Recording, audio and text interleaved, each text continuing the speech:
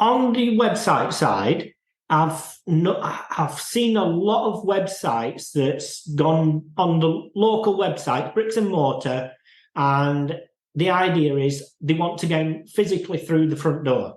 So them sort of businesses, and they've set a blog up and they've started writing about their industry.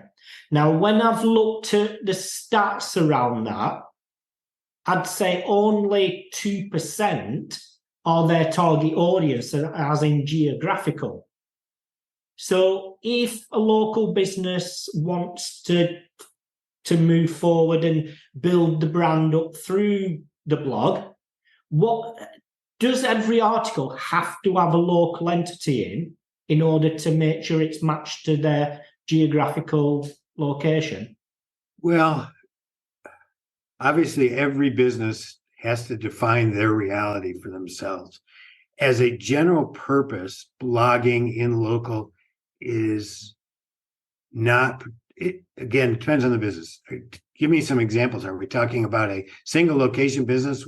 Are we talking about a multi-location business? Well, the one that I've got in mind is one brand.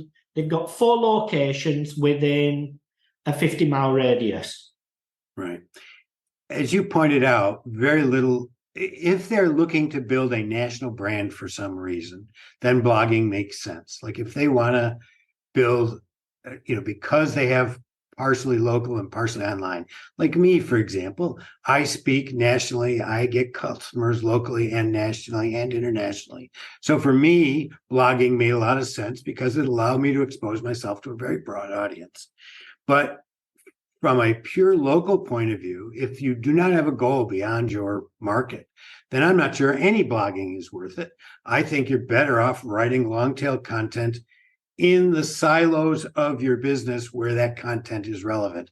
So you have a product A, you want to write more about that product A, put it in product A's content silo, linking back and forth to the main page, adding nuance and detail to that, rather than isolating it out on a blog that isn't going to get read or is going to be seen by Google as not permanent information. So it depends.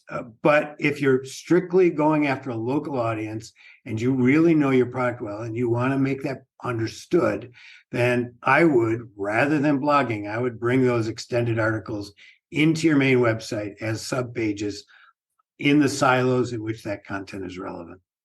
You've been listening to the Unscripted SEO Interview Podcast with me, Mark A. Preston.